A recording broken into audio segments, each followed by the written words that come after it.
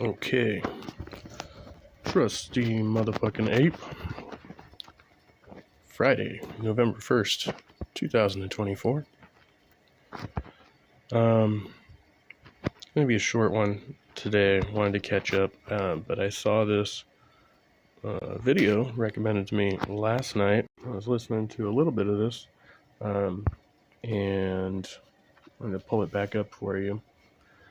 So initially, right off the bat, it sounds like kind of some self-help type of stuff. This is a channel called Cardiac Radio. This is the Thoughts Lesson number 87. Interesting title. And they're talking about something they call Spiritism. And sounds kind of new agey, kind of wooey. But a lot of the advice in here seems sound. But the context of it is what I'm looking at here. So, let's see, we're only about a minute into the video now, so we'll start it off. It's a pretty short video. It deserves examination, consideration, and work.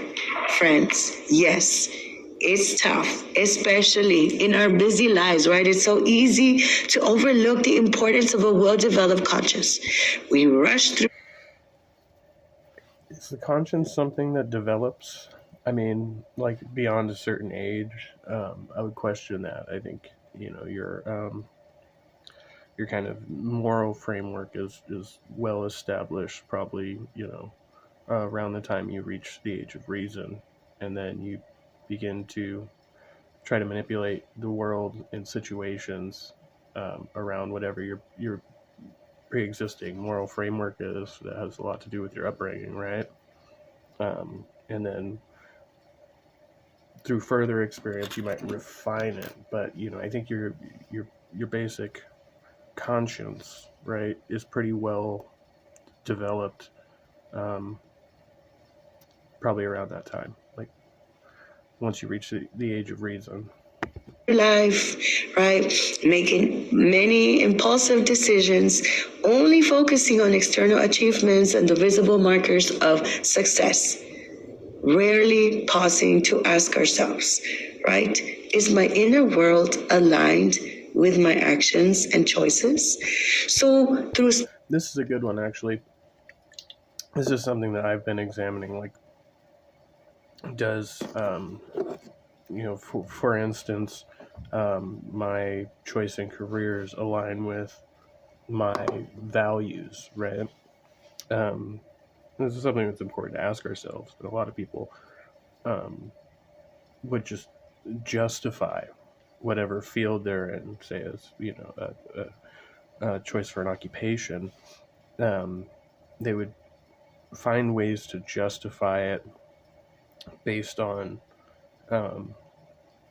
something like, this is improving my station in life and in society, but not looking back the other way and saying, does this align with the values that I hold and the way I was brought up and what I believe. Now there's also the dialectic, right? Like you can hold those two opposing views simultaneously, but at some point you kind of have to reconcile that and figure out why that is. Spiritism lens, so we have to come into this understanding that conscientiousness isn't just about staying organized or being disciplined, right, from that materialistic external perspective. It's this profound self-awareness that roots us deeply in our purpose. So when we... Okay, through a spiritist lens, conscientiousness isn't just about staying organized or being disciplined. It's a profound self-awareness that roots us deeply in our purpose. That jives, I would say. I mean, you have to be pretty self-aware to be grounded in your purpose, whatever that is, right? Hey, Silverwolf, good to see you. We cultivate conscientiousness. We aligned our actions thoughts, and choices with our higher values and our most sincere intentions. This is the path that Spiritism encourages us to walk, reminding us that each of us is a spirit on a journey, here to learn, to grow, and to transform. So, Okay, see, it's just the language there. I'm like, because all of this sounds, pretty positive. But, when you talk about a spirit on a journey, what is a spirit? What are we talking about? Just got home? Oh, glad you're home. That's good. I'm gonna leave here shortly. I was just doing this before I have to head out. But if we go to this book, God in Life, chapter 5, entitled Education, today's message, dear friends, will all be pieces from that chapter. Here comes the Christian religious insertion. See the importance of an education and how our conscience comes in. Christ says to us, right? This is Emmanuel sharing with us, let your light shine. And he himself, the divine master, is our divine light in planetary evolution. Planetary evolution. So this is, okay, that's interesting. So whoever the author of this book is combining like a Christian worldview with and trying to make it compatible with some scientific theory like planetary evolution. Is our divine light in planetary evolution? Okay, all right. In the past, it was believed that the Lord's recommendation was merely a mystical warning, calling those engaged in external religious worship to supposed individual elevation after death in an imaginary celestial court. Today, however, we recognize that Jesus' lesson should be applied in all circumstances, every day. Here it is. So this is more like a worldly view of Christianity. It's not about what he's calling the imaginary celestial court. So there's no, divine judgment, right? From this divine master. These are recommendations for how you should live, like in your present life. It's not, of course. This conscious, this work, this education, every day, in all circumstances. This is not a mystical sort of religious perspective. No, this is like even waking up and taking that step of being conscious to when I'm cooking, when I'm with my children, with my friends and our jobs and so many other things, even driving, the importance of letting our lights shine, as Emmanuel and Joanna are trying to help us explore. So let's think about it for a second, friend.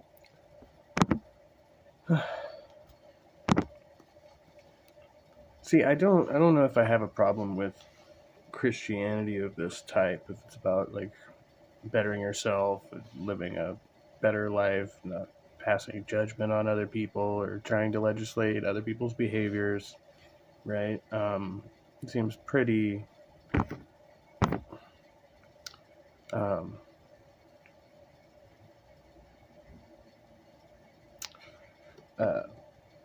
brain fart, I can't think of the word I was looking for. It seems like it's kind of benign. That wasn't the word I was looking for, but I think it fits. True conscientiousness requires us to look within ourselves, to examine our actions and our motives every day. So when we begin to work on ourselves, but like truly work, right? We're going to confront aspects of our nature that are challenging. Joanna says, right, those shadows that we have.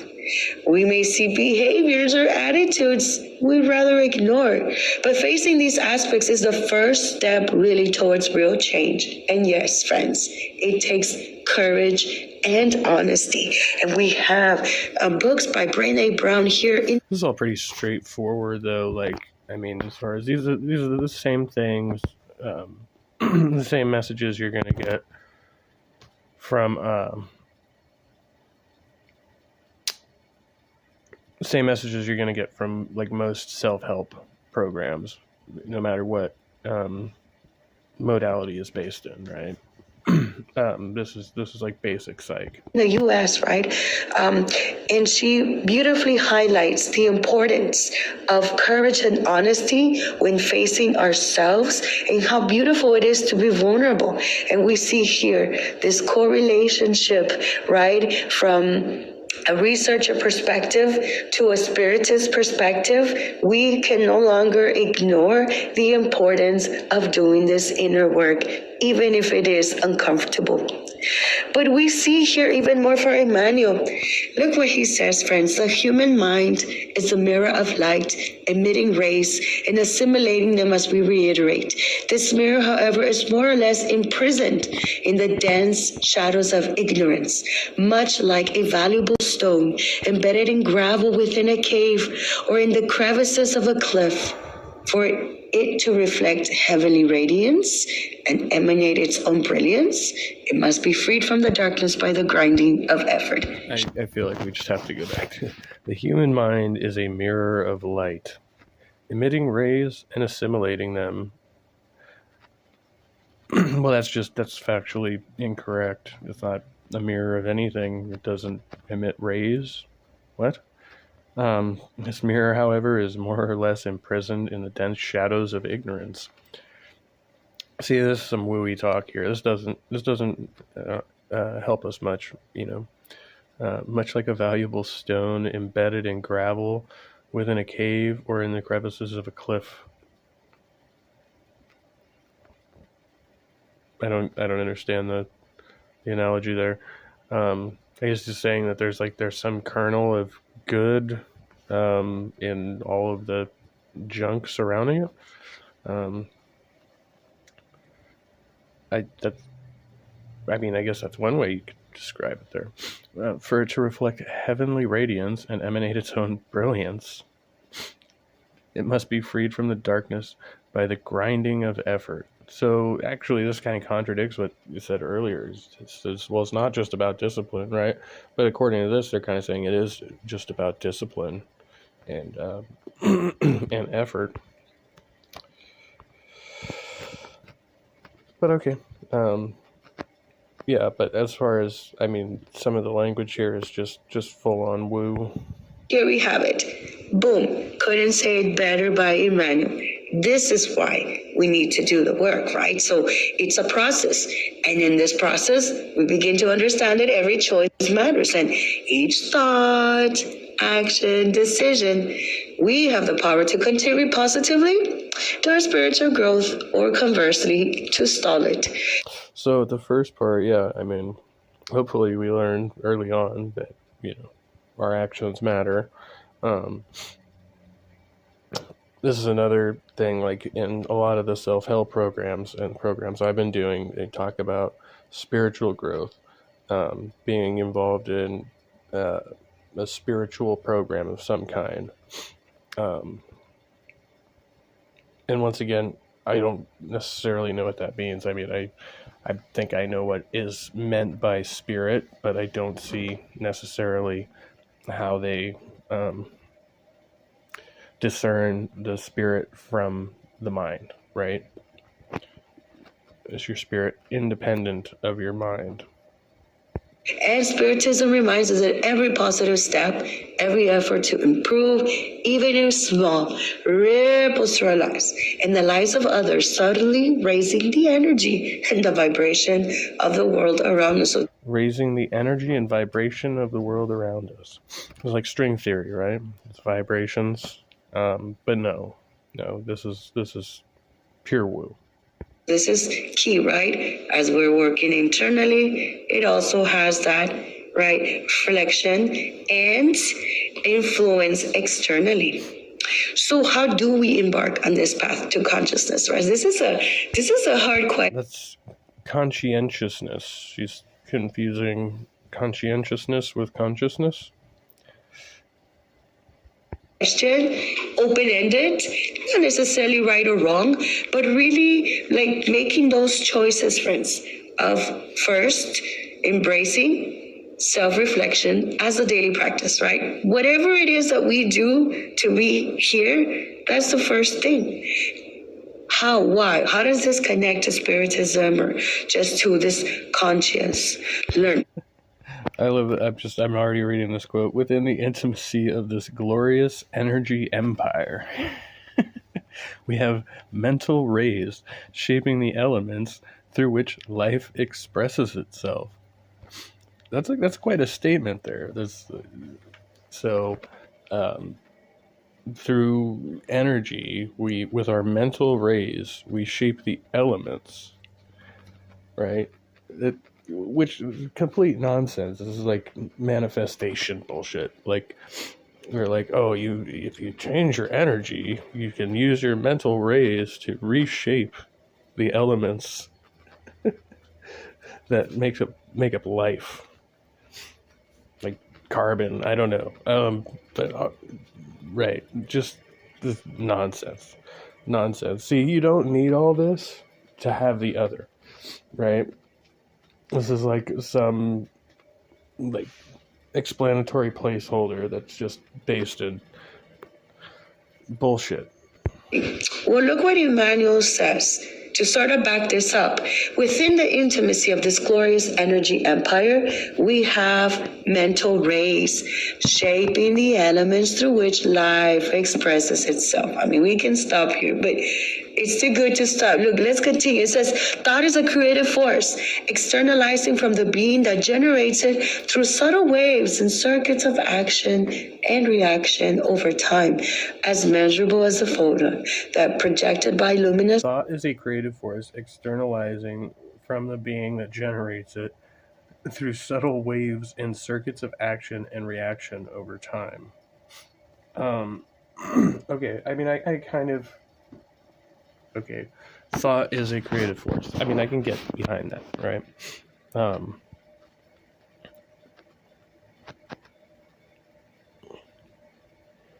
But then it goes into this further subtle waves and circuits of action and reaction over time, as measurable as the photon.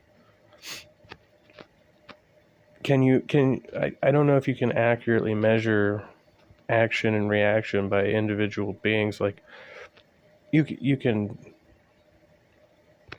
kind of get like a general outline, right? But you can't necessarily see every reaction, right? Because then you'd have to be able to measure every other actor as well, right? And their trajectory. It's like that interaction you have with that person at one time that could be like life-changing for them, and you might not even know it, right? And that could be a positive or a negative outcome. So you would have to be able to follow that person, every individual that you've ever interacted with. You would have to be able to follow them and see, right? Like, so I don't think it's strictly measurable in that same way that they're talking about. Like they're saying this is like scientifically quantifiable. Source that produces it travels through space at a determined speed, sustaining the radiant breath of creation. So sustaining the radiant breath of, just throw that in there, the radiant breath of creation. This is like New Age Christian. Okay. Yes, it's beautiful, but it's full of accountability. Where do myself, reflection, daily practices come in? Well, Juanito, right? The mental ray? Yeah, self-reflection, that's a good idea, but what are mental rays? Talking about like brain waves? That's right. I need to change those waves. I need to see the importance of the education coming in here. Right? Of being able to be co-creating in this creative force. It cannot happen overnight, and it cannot happen in the darkness, right? We need that light. We need that action for that luminous source, right? That's our conscious lighting up. The second thing we can see, okay, so I'm self-checking. What about being responsible in our relationships? In other words, by being conscious in our relationships, we honor the divine connection that Spiritism tells us that binds all the souls together, no matter how small, right? And check this out, friends.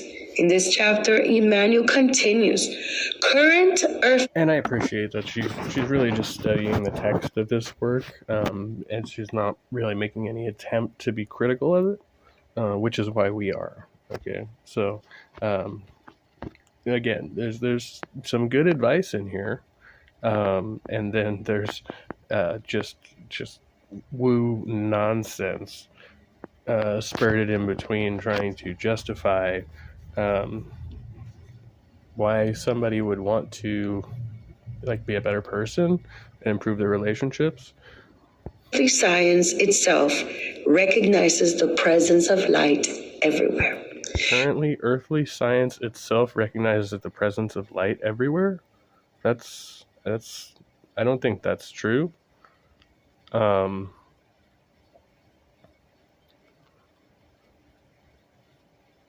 Well, I mean, I guess technically, yeah, there's going to be some light dispersed throughout all of space, even if it's like a tiny amount, right?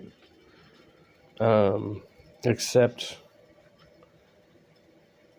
like in dark regions, like where there's like dark matter, right? Something, or a black hole, right? Which would I'm going to butcher this, but it takes in light and it doesn't refract, right? It doesn't reflect at all. So that's why it has that appearance of total darkness. I don't know, they say the presence of light everywhere. This is the way that's worded. St. Pat, we're in all of this dark matter. Good to see you. Welcome. The human body, when properly studied, reveals itself not as a cohesive matter, but as a type of energy vehicle structured by infinitesimal particles that attract and repel each other with the effect of microscopic bursts of light. There it is. The effect of microscopic bursts of light? Okay,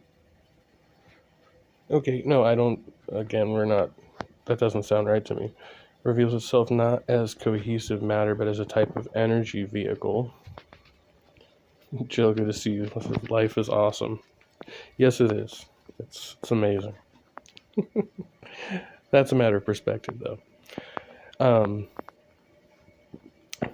So the matter is cohesive, right? It's not bound in the way that it appears to be, and no matter is, right? Like, as a matter of physics, like, all of the particles are constantly bouncing off of each other, right? Nothing is truly solid, and I'm using like scare quotes, you can't see me, but yeah, nothing is truly solid in the way that we think of it, but for our purposes, I mean, we are obviously solid, and you can divide our parts, and they do not just bounce back together or whatever. But yeah, and then the effect of microscopic bursts of light, that's incorrect. Matter is not the same as energy, right? But matter is energy condensed. Did I get that? Yeah. Check this out. Chemistry, physics, and astronomy show that earthly humans live in a realm interwoven with rays. So, well, again, they're using this word rays in a way that, like, rays are a specific emanation of energy, right? Rays, waves. Yeah. But those are states of energy. The more we read this, the more we see the importance of the choices, the responsibility, and the accountability of my part in being conscious in those relationships that we know are part of our reincarnatory plan. Finally, friends, did you just say reincarnatory? So they believe in reincarnation? Let's remember that acquiring conscientiousness, it's not about perfection. This lesson has nothing to do with that. There's no even right or wrong. It's open-ended. But there is one thing we can all agree. It's about progress, right? It's about committing each day to being a bit better than we were the day before. And some days it's going to be hard and we're going to feel like, oh my gosh, I've taken steps backward. But even in those moments, though, they serve to deepen our understanding of ourselves and more fortify our resolve. Let's start to finish this chapter with Emmanuel. Wait, you went through that pretty fast. Remember that acquiring conscientiousness is not about perfection, it's about progress. That's directly from the Big Book. From 12-step, they say we claim spiritual progress rather than spiritual perfection. It's about committing each day to being a bit better than we were the day before, self-help, self-improvement. Some days will be hard and we may feel we've been taking steps backward, but even these moments serve to deepen our understanding of ourselves and fortify our resolve. So, again, like I can't really disagree with these points. I guess if it's helpful for them to look at the universe or life in this way, again, it seems pretty benign, but it's also giving like a misapprehension of the nature of life and the universe. It's open-ended, but there is one thing we can all agree. It's about progress, right? It's about committing each day to being a bit better. Intention can really come and change it, be a game changer, friends. It says, such an achievement, however, can only be reached through an education that enables proper refinement. But education with the cultivation of intelligence and the improvement of the inner self, exalting knowledge and kindness, wisdom and virtue, cannot be accomplished solely through instruction imposed externally. Instead. Okay. And yeah, I agree with that too. So you can only learn so much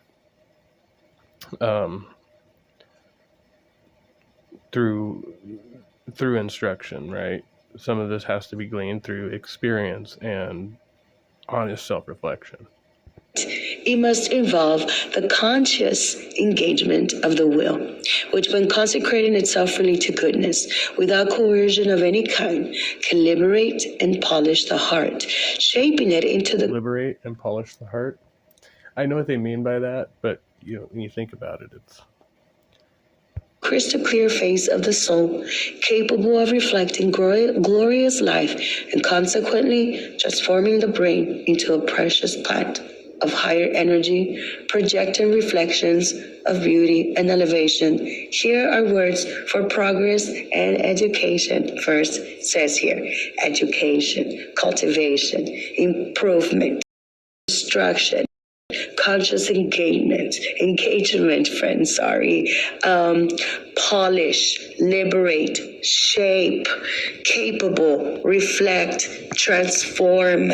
We have the word even plant, energy. Just a keyword list. When he says a plant of higher energy,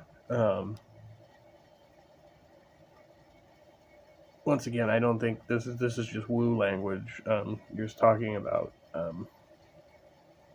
producing better outcomes, but they're equating this to like raising your energy or vibration. Projections, elevation.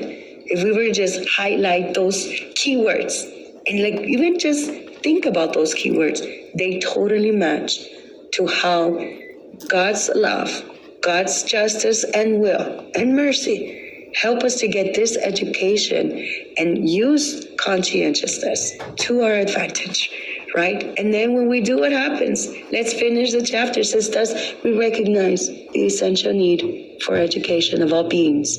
Let us remember that the eternal benefactor in his spoken lesson stated this advice in the imperative form: let your light shine. This means that the light potential of our spirit must shine in its full grandeur. Is there a passage where Jesus says, let your light shine? I'm gonna have to look that up. Right, friends, after all, Remember that passage. Isn't this what Joanna is saying? Embracing the challenge of acquiring conscientiousness with open hearts, remembering that the journey of self-discovery and personal growth is the most important work we'll ever do. And by doing this, we're not only shaping our lives, but contributing to a world filled with compassion, understanding, and purpose. Because yes, And see, that's a good message. I mean, I can't disagree with that. there is God's love everywhere, and we do have light on this earth. So, to finalize this, friends, to acquire conscientiousness, we must embrace learning and self-reflection. As the eternal benefactor said, let your light shine. Through examination and effort, we allow our inner light to shine fully, guiding our path and inspiring others. What a beautiful message, friends. That was a good message. So yes, next time when we're in a challenging situation, are we going to react impulsively, or are we gonna stop, right? Take a deep breath and think before I react. And those questions and my conscious in that state will most definitely help me to take the next better steps of whatever it is. And friends, we know flight or flight. If we are in a state of flight or flight, our creativity is stalled, right? The ideas will not flow. Parts of our brain, we know this, they're not to their full potential. So that's why it's so important to stop. Yeah, and so a lot of this is, I mean, once again, I mean, it's based in good psychology, and yeah, with the spiritual element, I guess it's just a difference of language for some people.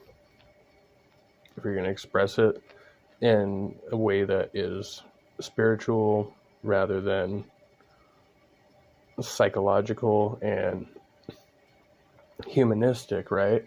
I mean, ultimately, if you're talking about your relationship to society and the people around you,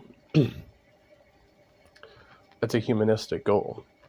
And if you believe that there is a spiritual imperative towards that goal, and that aids you,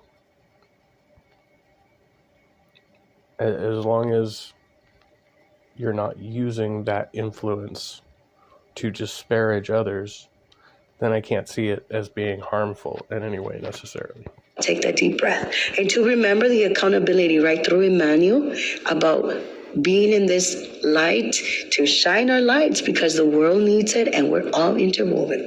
So yes, we have a big homework. It's a lot to take. But at the end of the day, if we to remember, I'm going to shine my light as my homework, you best rest assured, dear friends, that our conscious will do the rest with God's will. That is today's lesson. Until next week, same time, same place. Please, let's watch other programs and let us remember that we're loved. Bye, friends. Bye. All right. So that was that thoughts lesson number 87 from Kardec Radio. She's got a a very upbeat personality, positive thing going on. So I'm not gonna shit on it too much. I'm still not entirely clear on what is meant, what they mean by Spiritism. See if we can get a definition on that.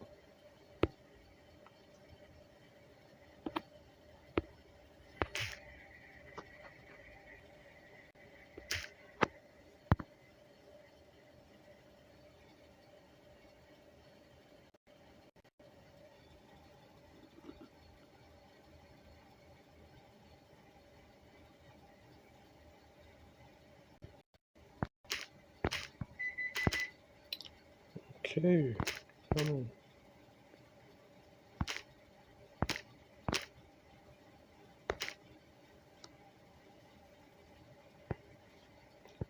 Spiritualism.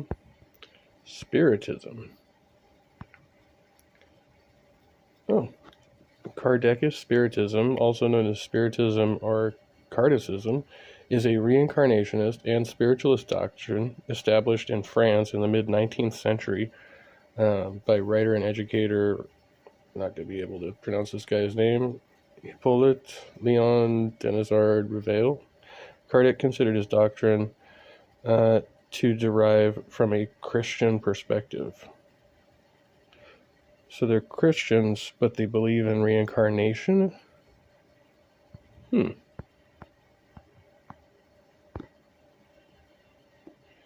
Maintaining that spirits exist separately from human bodies, that humans are incarnate spirits, and that spirits undergo repeated reincarnation into the physical world in a progression towards intellectual and moral perfection. So this is like a Christian offshoot of like with Buddhist and Hindu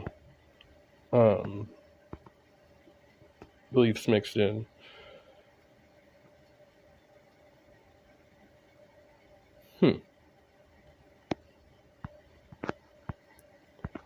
Interesting.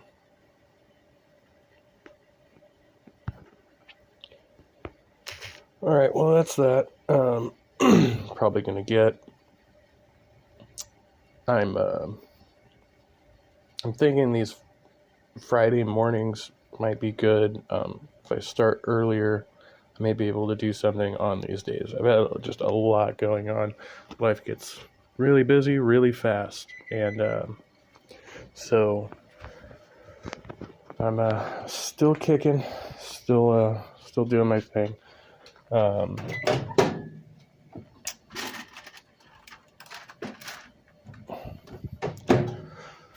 So it'll be kind of sporadic, but probably plan to see me on Fridays, and I'll still work my way around the other open rooms and such.